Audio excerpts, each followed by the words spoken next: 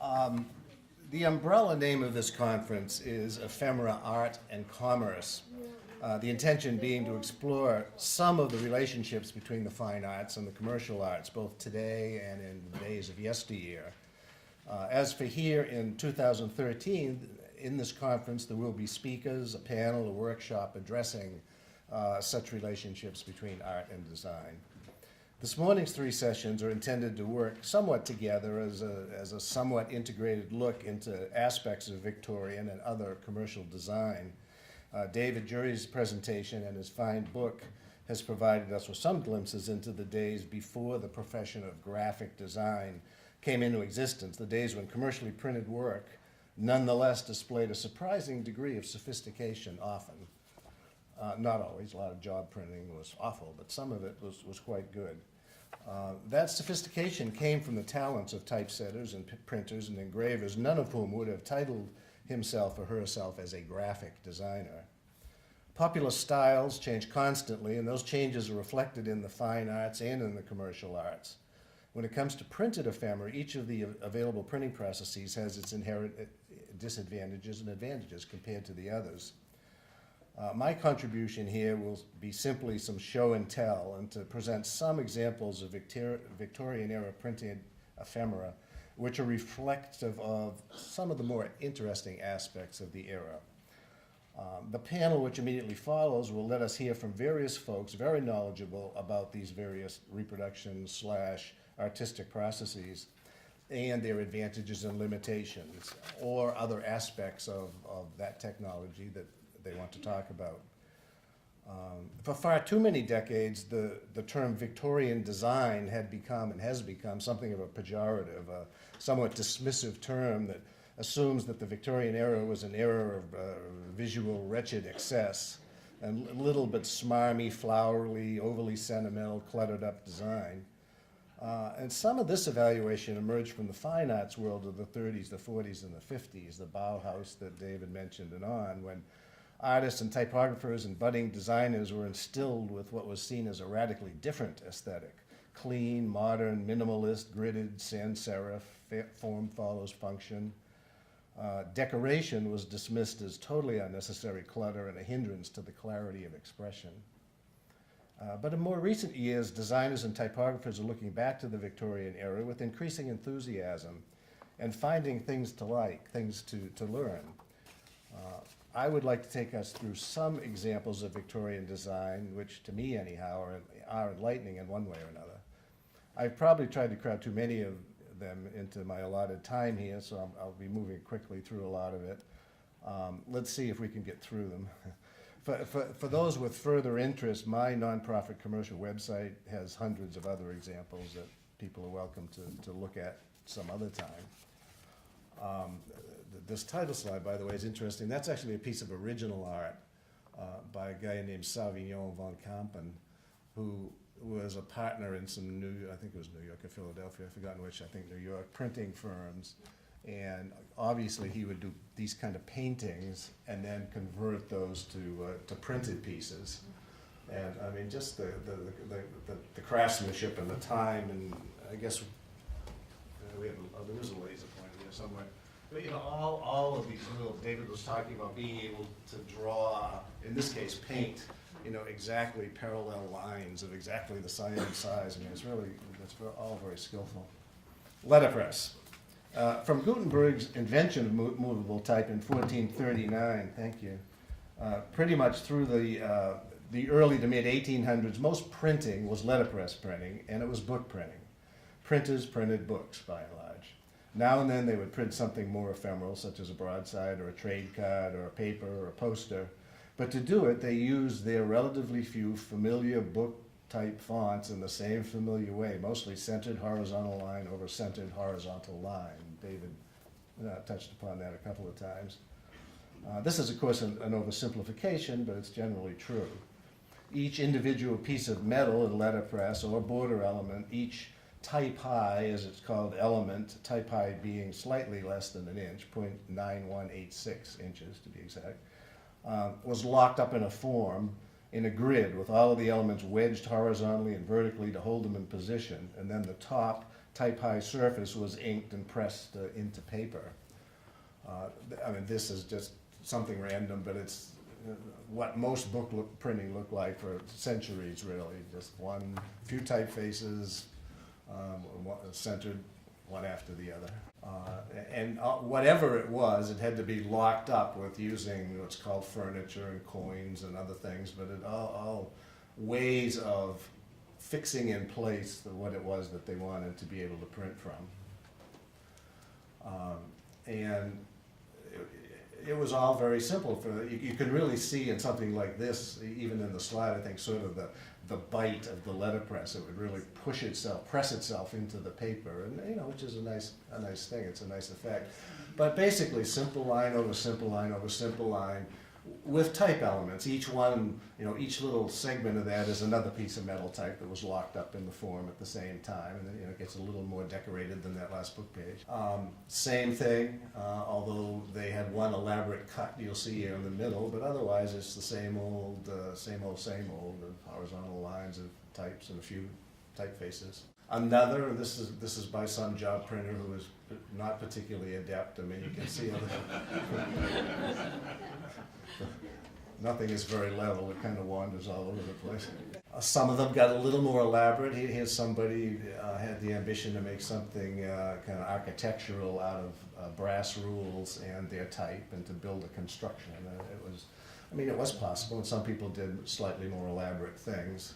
More of the same, typical of the period, often a pleasant border, and otherwise it's just straightforward typesetting. Another one, this one using a cut that had been made. Obviously that was the sign that hung outside of Frost Hotel, at the sign of the globe, I guess, or whatever, or the ball, or whatever it was for him. More of the same, although in this case they came up with, whether it was a custom one or a stock one, a cut to use off to the side for graphics. Interesting sidelight, if you read the fine print, and I can't quite see it carefully from here, but the payment was partly in money and partly in 2 legs of pork weighing, I think it was 44 pounds apiece, so it was partly barter and partly cash in payment for the burial. A militia company orders everybody show up in the green with your muskets at a certain time, and again, all pretty straightforward, except that they threw in a nice decorated cut off to the side to make it a little more jazzy. An envelope which had contained this plaster, and done by some job printer somewhere out of elements. A more elaborate and ambitious one, all the same thing, but this of course would have been a lot harder to lock up because of all those curved lines and the curved type, and most of the furniture and so on is pretty linear. But they figured out ways to lock together all those elements and do something a little more elaborate in letterpress. This one's in the collection of George Fox. Some of these are in other people's collections, and I'll probably forget most of them. I happen to remember this is in George's, and it was an available typeface. This was a little later, but it was an available typeface that was intended to be printed in a couple of colors to get the red, white, and blue effect. More of the same, a visual at the top and straight typography below it. Same outfit, Dickinson in Boston, an extremely elaborate one. Somebody took a lot of time and effort to lock things up together. And this is fairly early, and this is before the period, this particular thing, of artistic printing. I forget, this is probably the 1840s, I'd have to look and see which one exactly, but it was before what was David began to describe in the 80s, late 70s, early 80s. Very nice, pleasant use of color, but still nothing much more elaborate other than one curved line of type that they had to deal with. Otherwise, it's all pretty straightforward typesetting. Jumping ahead, and David touched upon this with one or two of his examples, there came to be stock cuts available from the type foundries that were called mortised stock cuts, so that you can find this man with this newspaper for all kinds of products and envelopes and all kinds of places, and all it changed is the type on the newspaper. And it was called mortise because that was left kind of open for the individual job printer to put in whatever type he wanted to put in those places. Another mortise stock cut that this particular printer used this way. I just like it. I love this, just the concept of it. This is later wood type, but yeah. Copper plate engraving. Um, Copper plate engraving is just that. Whatever was to print was engraved into copper. Ink was put into, as David explained in the answer to a question, ink was put into those recessed gouges. The top surface was wiped clean, and paper was pressed under great pressure, and the paper often dampened, so as to transfer all of the ink from the recessed grooves onto the paper. Early copperplate designs were generally simple, with a scene or a heraldic device arranged over some straightforward lines of wording. Over time, some of this work became quite elaborate. Unlike in letterpress printing, copperplate engravers were free to flow lines and flourishes in any direction they wished. They could draw scenes, they could draw some or all of their letters and words. They didn't have to use the set type from the type foundries, although sometimes the two were combined together. But they could do it without being limited to working with existing pieces of type. Some of it was simpler than this, and this, like several of the examples David showed, were combinations of the two, with a scene, because they could draw scenes. Letterpress printers couldn't draw scenes, quote unquote, in their technology. Another one, there's the scene, and below it some type, which it looks like it was all hand drawn, but it's just straight lines of type. It's kind of interesting that this fellow is a drawing master, so he's out giving instructions to someone on how to draw. Just another example of a copperplate piece.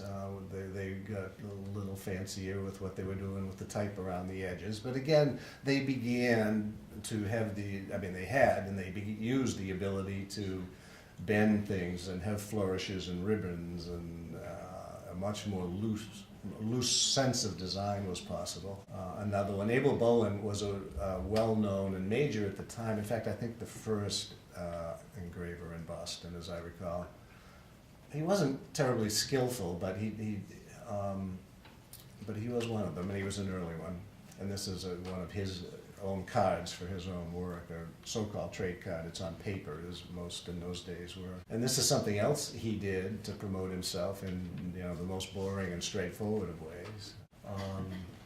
You begin to get a sense of how, what the standard was for that kind of design in that particular period. Elaborate scenes, often with cherubs, and the information in the middle or underneath, or both. More of the same. Just another example of the same kind of thing. Yet another. Some better done than others. No, you can go ahead to the next one. Yeah, that's okay. Horace Stearns was the son of Thomas Stearns. Actually, go ahead to the next one for a minute. Thomas Stearns. Abel Bowen did both of these, and some variations for them, and they're actually very close copies of some things that an engraver named Maverick in New York was doing, and some other engravers, where you had a pedestal and you had all these allegorical figures on the top, and the type was on the pedestal. These people made hats and dealt mostly in hats and furs, and in those days you did, because so many hats were made of beaver that the two trades were sort of combined, that being a fur dealer and a hat dealer. Steel engraving. As David was showing that wonderful copper plate of some apprentice perhaps on their first day, I was thinking in my mind of this, of just the incredible mastery that some of these steel engravers had. I mean, every line you see there was gouged into metal by the steel engraver, and I mean, just the sophistication to be able to show shadow by, as you're gouging, make it deeper and wider at a certain point, and then get lighter again. When you stop to think that every single one of those lines, and a lot more, this is just a cropping of the whole thing, was done at using a loop a lot, at a microscopic level on a piece of steel, is really pretty amazing. About steel engraving, it's essentially the same process as copperplate engraving, except that steel is harder than copper, and thus more impressions could be made from a steel engraved plate than from a copper engraved plate, before the metal wore down to the point where the finer details began to disappear in the printed pieces. In steel engraving, the engraver does his work on a relatively soft steel, although even that was harder than copper. And then once his design was complete, the steel was heat hardened to make it very resistant to wear. This is an oversimplification, and Mark Tomasco will talk much more expertly about aspects of that subject in the upcoming panel. But what we begin to see, beginning a bit with copperplate engraving and even more so with steel engraving and wood engraving, which I'll hit upon in just a minute, is a growing cultural taste for and acceptance of elaborate designs, more elaborate designs. No longer constrained by the grid of the letterpress form, engravers began more and more to integrate their words and images, products, scenes, complex decorations, and stylized, elaborate letter forms. All of these elements could be and were allowed to flow into each other and under and around and through, and the illusion of three-dimensionality became commonplace, with letters and banners and ribbons presented as if flowing over and under each other, often casting drop shadows, or giving the illusion of casting drop shadows as they went over something else. And these are just some quick shots of some steel engravings of one kind or another. Eagles, of course, were perennial favorites. But again, now you can see in steel where they have much more flexibility to do curved things and interrelated things. And here they're not yet putting them over each other, but they have flexibility to do whatever they want to, if they have sufficient ability. They also could and did draw scenes. They showed products. They showed buildings. All careful, all of that engraved line by line into a steel plate. I just love this image. It's actually low register, but the skinny person that lives within the fat one, and all. I mean, some of the stuff is kind of stunningly aesthetically. This is steel engraving. It's just, it's just amazingly beautiful and interesting and, artistic and to do something like this, just the hours involved must have been astronomical. And by and large, we think of design as being so quick and easy today with computers, and in many ways it is. In many ways, it takes a lot of time in Photoshop or Illustrator or whatever to do something, but probably not anything like the amount of time it took these guys to do what they were doing. This is engraved, which is interesting because it's to promote the lithographic printing, but the card is engraved. And I don't know whether they engraved it or they hired an engraver to do it. I don't think of Donaldson. I mean, they're mostly known for their chromolithography, and I don't think of them as having an engraving function, but maybe they had an engraving department. Again, the flexibility to have things be on diagonals and go over other things and get more and more complex.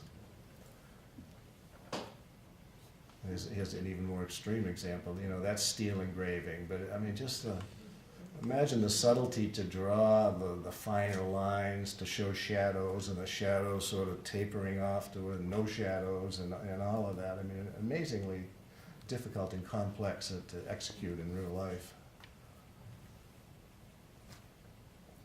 John A. Lowell, which happens to be a company I'm particularly interested in, but it's just one of many cards and such of theirs. And it'll come up again later. David mentioned the influence of sign painting and outside on buildings, and I believe originating in England. They're called that style of printing that sort of mimicked what signs with sun shining on them and casting shadows and dimensional letters on raised surfaces of different levels came to be called gaslight printing because of the way those signs look with gaslight, sun during the day or gaslight at night. There would be drop shadows and there would be dimension to things, and the printers began to emulate that. More, again, flexibility, the ability to do whatever you wanted as long as you had the ability and the skill to do it. I won't go into this in great detail, but these kinds of engraved things are composites, and a lot of the elements were made separately, one at a time, individually, and by different processes. This lathe work was done on a Rose engine, which was a device, and there was also something called a cycloidal lathe that did a different kind of lathe work. But it was machines that would be programmed to go in a zillion different kinds of patterns, and so they'd have some of that piece on a plate over here. They would have a portrait done by a portrait engraver over here. They'd have lettering done by a lettering engraver over here, and then they would make a composite plate eventually, and they'd roll in this piece for the portrait in the middle, and then they'd put the part of the engine turning they wanted around that, and the type where they wanted that, and they'd build up a composite plate from a bunch of separate engravings, and then the final product was printed from this label was printed from the composite plate.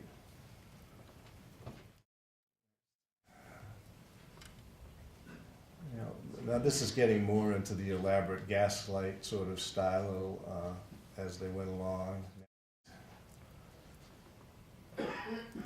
But I mean, all of this kind of style was becoming in vogue. The public liked it. The public wanted it. And it was just such a different change from the old letterpress, horizontal centered lines and one kind of, one typeface. And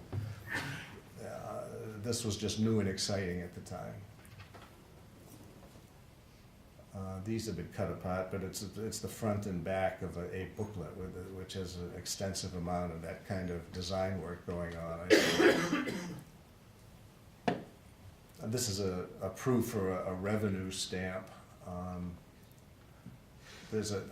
Actually, someone else may know. I noticed the other day when I was glancing through these. I have no idea why that "et," like the Latin word for "and," I assume, is in the middle, or maybe somebody put their initials in the middle. I don't know what that "et" is doing in the middle exactly.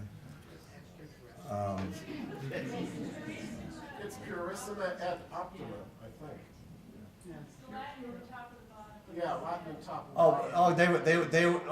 got you. I was trying to find something that linked in the middle. I didn't think of looking all the way at the top and the bottom. You're right. That is what it is. It's also interesting here. Look at the little detail where they've got a chisel kind of partly cutting through a numeral there. Dick, What's that? what are they saying? Could you repeat it so we can hear the comments? Oh, well, no, they were saying correctly. The whole Latin phrase is purissima et optima, pure and best.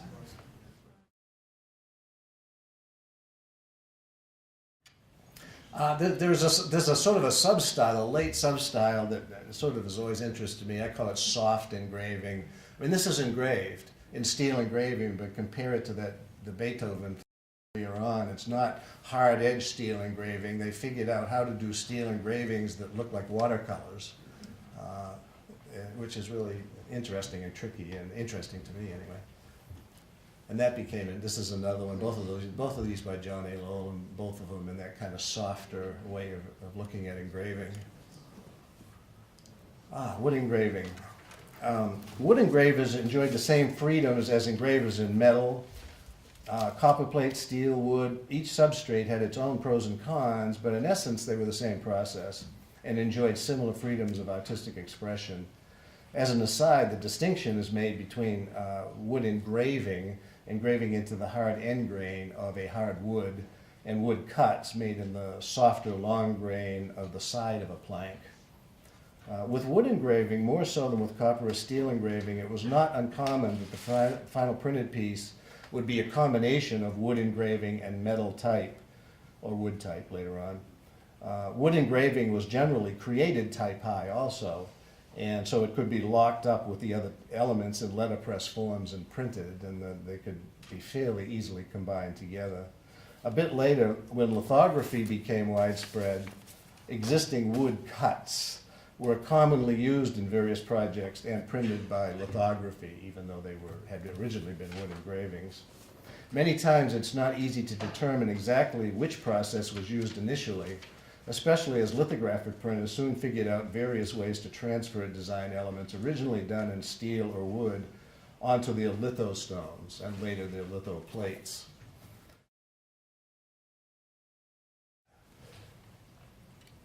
I didn't say about that last one, but it's sort of the traditional style of a wood cut at the top and straight type down below it. And this is showing how in wood engraving they could they could mix and match and blend things and put them together and draw figures, cherubs, whatever they wanted to do. This is actually a bit unusual. It's fairly early, but it's done by a wood engraver, but in multicolors, and in ways it sort of looks like, in many ways, later artistic printing, letterpress printing, slightly later. But it is, and it was done by a press called Watson's Press, of which there aren't a whole lot of examples. They did a couple of the clipper cards, but there's not a lot that's printer identified by them out there. This is just a wonderful, this is actually a label. It must have been a box label because it's about this big.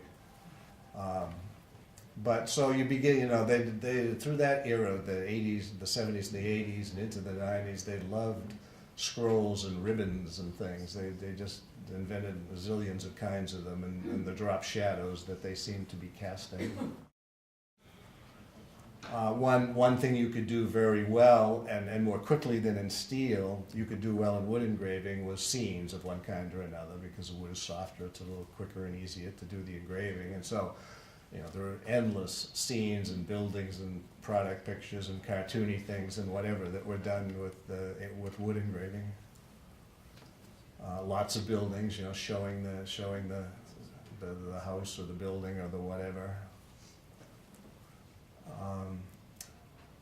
This one's kind of interesting in a number of ways, partly because the illustrative part takes up so much of the billhead or letterhead, call it what you will. And actually, I was talking to someone about this the other day, and I hadn't thought about it, but it's Hallowell, which is presumably Maine. You know, it probably wasn't done by there probably wasn't a woodcutter in Hallowell, Maine that could do that, so maybe it was actually printed in Portland or Boston or Philadelphia, one of those places. It's not identified. Oh, again, they could, in wood engraving, you could do all kinds of things. It's a dream, as you can see. We got our guy, it's a nightmare. We got our guy down in the corner here. What date is that? What's that? What date is it? I do not know, because I got it just as it is. I would guess the 1870s, just as a guess, but I don't really know.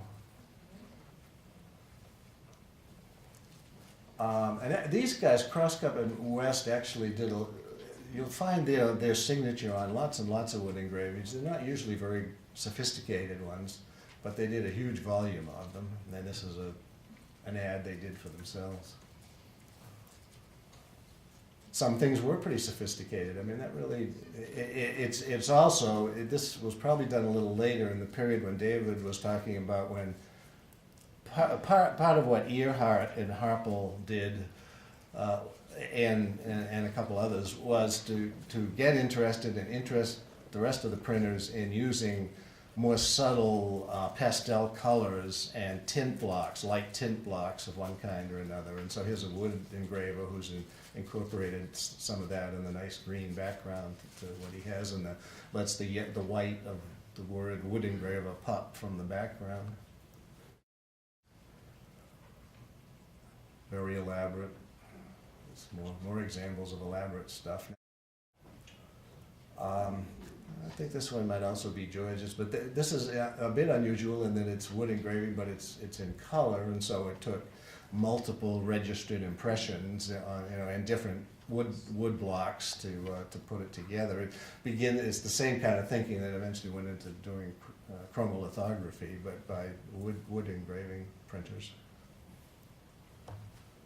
And this one is in Jonathan Bulkley's collection. It's an even more elaborate one, which pretty amazing for a wood engraved trade card. Next, lithography. Crayon lithography, the drawing of designs directly on extremely smooth limestone using black, greasy crayon, was invented by Alois Senefelder in 1796. This was made a couple years later, but he invented it in 96. At first, lithography was always in black and white, but as the 19th century progressed, lithographic artists of increasing skill developed the amazing ability of being able to view a full-color painted original, break it down in their minds into the component colors, then draw on separate stones using black crayon on each stone, for each planned color in such a way that when printed, one stone at a time, one color of ink per stone, carefully registered over all the previous impressions, the end result would be in full color and would closely match the original full color art. It was often a mind-boggling feat of technical and artistic skill. And beyond that, mind-boggling skill on the part of the guys who had to do it in their head and figure it out in advance, most of this at that period was done, and that Bavarian from the Solingen quarry, they weighed whatever they weighed, 40 or 50 pounds, each one of those stones that had to be drawn on and then registered and printed, and then, amazing. Let's look through some of those. So, typically the earlier ones, this isn't that early, but it's done in the same style. It's obvious that a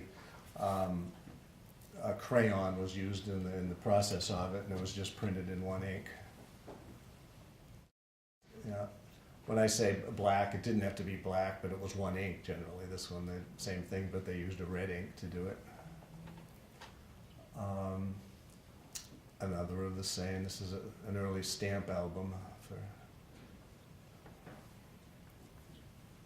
This one I've always loved, particularly for just the negative cow and and the scene and the negative cow, just as a design thing. It's really amazing. And what they're showing there down at the bottom is the bad deal back east, where you had to deal with stumps and rocks and things. Whereas if you were to come out to Kansas, it's just flat, easy to farm land. So come to Kansas.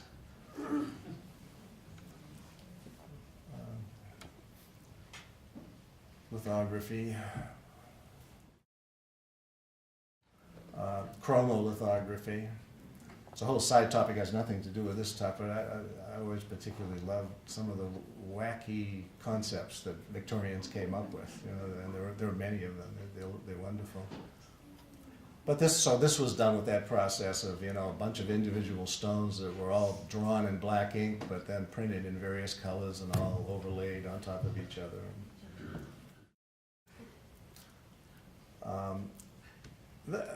Sometimes it's hard to tell just how they were printed. I think this one is probably a combination. Clearly some of it's crayon lithography, but some of it looks like wood engraving too. And that was another thing. They often did combine processes together in the same piece. This one may have been as well. I mean, clearly it's lithography, and perhaps the whole thing was lithography, but the type at the top and the bottom might have been done differently. It's probably all lithography, but not all crayon lithography. It was seams, chromolithography. Of course, that Jay's book, Jay Last's book, the Color Explosion, which is all about chromolithography, and this was an amazing thing at the time. People who'd been used to seeing black and white, forever, and that's all, or maybe a red thrown in, or a blue, or whatever. All of a sudden, full color was appearing everywhere, and that became really novel and really major and really important. And looking ahead to what is coming up shortly, if not immediately, the letterpress printers, in response to that, developed what we are now calling artistic printing, or what they call artistic printing too, as a way to try to get past that stodgy image of black line over black line, and to compete somewhat with all this color that was everywhere nowadays.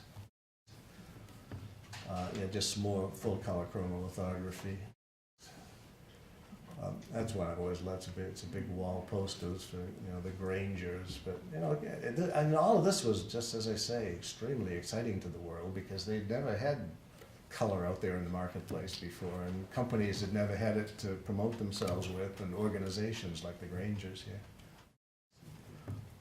That's a classic one.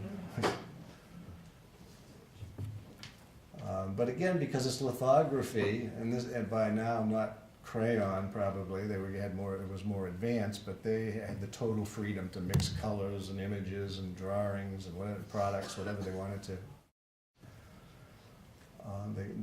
Some of it's really quite handsome.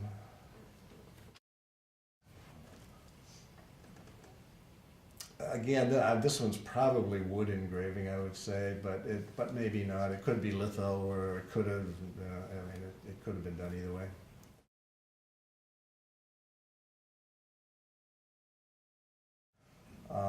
Russell Morgan did a whole long, interesting graphic series of labels that are really interesting in design concept and splash.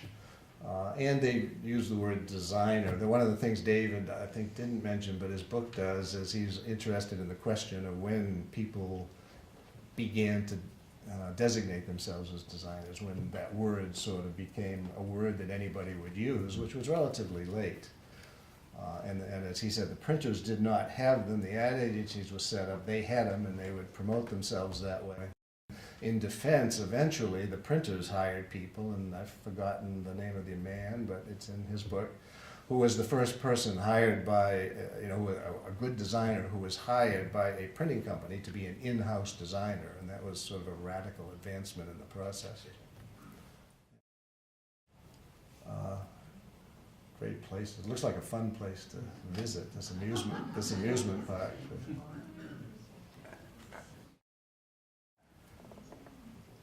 Just elaborate thing of one kind. Next, elaborate stuff of one kind or another, more of the same. Now here's one. I mean, it seems pretty obvious that it originated as a steel engraving, but this is lithography, so they did figure a number of ways, a whole bunch of ways over time to be able to transfer the from one media to the other, to transfer what had been this intricate engraving to something that could be printed by lithography, and well printed. I mean, there's so many fine lines and details. It would not have been easy to print that by lithography and keep all that detail, but they did it pretty well. That's front and back covers of a booklet. It's certainly graphic, if nothing else, and patriotic, red, white, and blue. Yeah, I mean, this was, I suppose, would be high gaslight style, looking like lettering on buildings with shadows and depths and different layers going on. And again, that color palette that David mentioned of the pink and the light greens and light blues and those kind of things, they were in vogue from the mid-'80s to mid-'90s. Always love that one for its graphic quality. And this one too. It's you can't see it, but this stuff is all embossed. It's in addition to all the complexity. There's bronze inks of 2 or 3 colors and silvered ink, and half of it is embossed. I mean, amazingly elaborate. It probably took a dozen presses. It passes through the press at least to do it in registration. This gets my vote for the worst design trade card I've ever seen. I mean, they did all those things, but some people did it with more skill than others. And I mean, they threw in everything but the kitchen sink here, but it really doesn't work very well. But on the other hand, this, which is relatively simple, it's kind of elegant.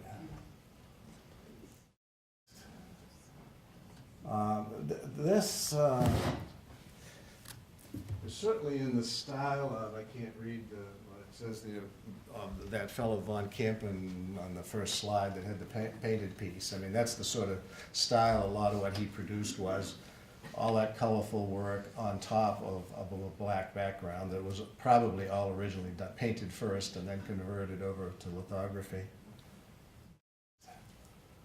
Even throughout, Art Nouveau, there's continuing to weave things together, including the type, not just the Art Nouveau decorative stuff, but the type weaves around too.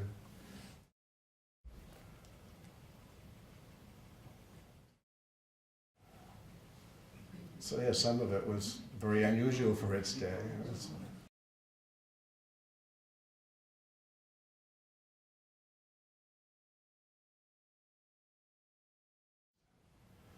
This is interesting. This is brand new. You can go out and buy this on Amazon. This is a record album by a British artist named David Smith, and sign painter. He paints outside trade signs, and he also works in this style. And I mean, this is just, obviously his total inspiration is the Victorian era and gaslight style and all of that, and that's the kind of work he does now.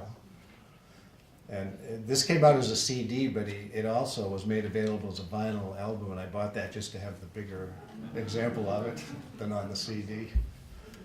I don't like the music much, actually.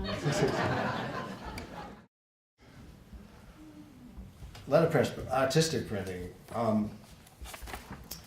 The term artistic printing, though occasionally used by printers of all sorts, was the period term used by letterpress printers of the late 1800s, who pulled a few tricks out of their sleeves in order to try to compete with the other printing methods of the day, which are inherently more free-flowing, able to mix and match, and in the case of chromolithography, to dazzle the world with widespread printed color. Though still bound by the necessity of locking everything up in a press that was to print in rectangular form, certain letterpress printers, and David mentioned some of them, pioneered various techniques to add more color, curved elements, diagonal elements, ribbon-like effects, and complex design arrangements. Much of this work, most of it done between roughly 1879 and 80 and 1895, was amazing in its technical complexity. Ephemera Society members Doug Klaus and Angela Blangas, of course, authored an excellent book on the subject of artistic printing a couple of years ago, and Doug will be speaking a bit in the next panel. I had some words about the specimen exchange program. David has already gone through that, and I'll skip over this stuff. We also have with us now, and here in the room somewhere, is Matthew Young, who has a recent and new wonderful book called The Rise and Fall of the Printers International Specimen Exchange, and it's all about that. And he also will have books available at the end of the day and for signing if folks are interested in it. There was I came across an interesting quote by Andrew Tour, the man mentioned earlier, who stated at the outset, among other things, quote, and it really relates to our conference here, "Good typography concerns every man, woman, and child who can read. Printers would do well to recollect that in technically educating themselves, they are educating the masses. For printing is closely allied to the fine arts, and by the production of better work, the national taste is elevated and society at large is benefited." So, they were not without their grandiose ideas. Let's just skip through some of these. I'm sure my time is about up. Very simple, but one of the things they began to do, and you'll see more of it later, is to use a lot of curved lines. Remember, they have to lock these up in a form, and doing that is not easy, and it got harder and harder. This actually is not that. It's locking stuff in a form in a very fancy way, but not really artistic printing per se. Likewise this, but to do all those little curved letter things all the way around took somebody a lot of time. This, very simple, but elegant, and actually fairly easy for them to, except for the curved parts. Again, just a lot of stuff, but pretty straightforward. Now here's people beginning to get into trying to emulate and simulate what was being done in those other reproduction techniques using letterpress printing.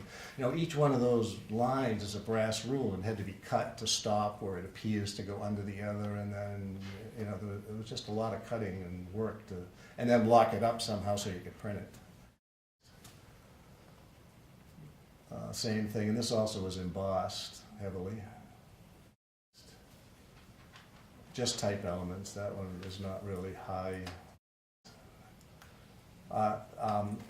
Haight, along with the Earhart and Harpel, and a guy named Bartholomew in New York, were sort of the leading people who did this. And Haight did a lot of just wonderful things. I mean, that's all pieces of metal type and curved borders and simulated screw heads and all kinds of stuff that he put, and those kinds of tint colors. So, again, letterpress, but not easy to do in letterpress. Next. Ink companies. It wasn't, most of this tended to be done by printers for themselves or allied industries like printing rollers or printing inks. It wasn't that often they got a paying customer to actually pay him to work in this style. Haight again. I mean, just magnificent stuff they did. Again, this stuff is on my website if you want to spend more time looking at it. His, not particularly pretty, but hard. Hard to do. much of it was really quite elegant, and they were able to get, you know, color and complexity into it to a surprising degree, really. Kelly was with Bartholomew in New York, and the two of them did this kind of work. And that's really kind of nice and balanced and classic, but at the same time looked fresh and new to the world at the time. Lots and lots and lots of elements. Berthold Type Foundry over in Germany was on board at the time with doing that kind of work. This comes from one of the printers' exchanges. Again, I don't know if that's particularly handsome, but it was hard to do and took somebody a lot of time and effort. Here's an example of some, you know, they did get a client who wanted to have a card in that sort of a style. A surgeon dentist. Here's a couple of variations, obviously with this, basically the same type set up, and they just had to modify it a little bit to you know, to change and do it one way and the other way and use different inks. Something similar. There came to be, they had to curve all of those rules, all of that. Some of it became eventually stock cuts you could buy from the type foundries, but when they were first doing this, they had to curve all those rules themselves. And machines were developed, little machines that would bend and curve rules to make it easier for them. They could kind of turn a crank and help them get these nice smooth curves in brass rules. Something else from the printers, one of the printers' exchanges. Elaborate stuff. This is kind of a full-page ad and insert into something for the Campbell presses, I think, isn't this one? They did a whole series of these in this artistic printing style, very elaborate, many colors of ink. You begin to see some of the influence of the aesthetic movement. You know, the signature sunflower, for instance, was put into this one. And it's, yeah, that's good. You know, just little things like having those rules at the side go under there and over there, you know, all of which took cutting rules and making that happen out of metal. An elegant billhead. American Model Printer was sort of a trade. It was the trade magazine for the typepositors and typesetters of the day, and Bartholomew and Kelly did it, and they were on the avant-garde of pushing this artistic printing. It's a really nice, elaborate construction by somebody. I mean, there's lots of it. It turns out surprising. I mean, there's actually hundreds of these kind of things out there. It's just a matter of bumping into them. And kind of tied everything up in the middle there. But you know, all those, yeah. He mentioned go up to the butterfly one again. That's by Earhart, and that butterfly Earhart invented. That's what David meant by the Raithby and Lawrence just picked it up because it really was. And likewise on that Raithby and Lawrence thing, you saw what something else Earhart invented. He called chaos type. It's this stuff, and he did it by somehow melting metal. Molten metal, like lead probably, onto another kind of metal and getting random patterns and then finding pieces of delight and printing from it. Another example of that kind of thinking.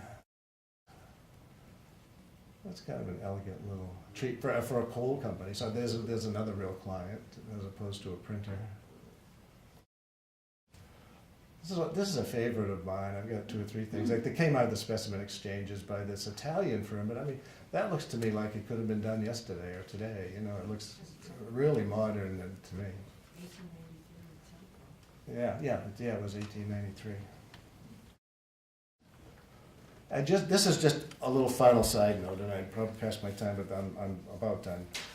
It's a side issue to all of this was the popularity throughout American and Western culture in the second half of the 19th century of motifs from Japan, China, the Orient in general, and Egypt.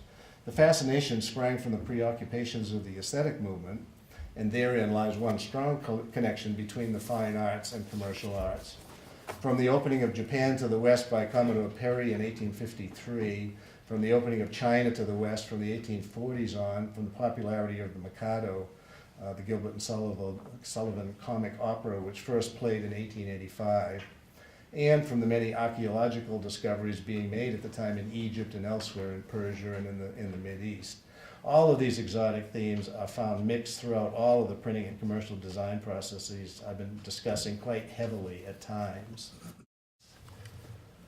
So I'll just go through a few of these, but I mean, it's sort of everywhere. The Chinese thing is kind of interesting in that much of it was like the Japanese. It was sort of in an admiring sort of way like this. It was a different, interesting culture, and yet at the same time we had that whole the Chinese must go movement, and all, saying Chinese people eat dogs and they eat rats and they need to go back and give us our country back.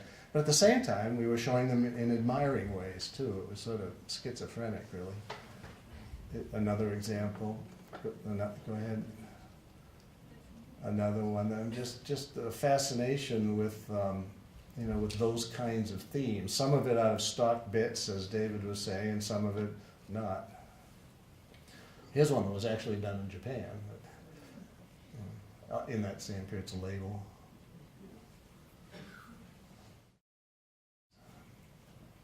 I mean, and I know there's nothing demeaning about that whatsoever. It's it's just nor that. It's just being interested in things Chinese. And then you get this, but yet at the same time, another thing in vogue was this fake Chinese or Japanese type, Chinese in this case, that actually says Phoenix Insurance Company and such over on the side, but done in such a way that it mimics Oriental type, Egyptian style, more Egyptian. It was a stock Egyptian trade card that some stove manufacturer just put their stove on top of the Great Pyramid.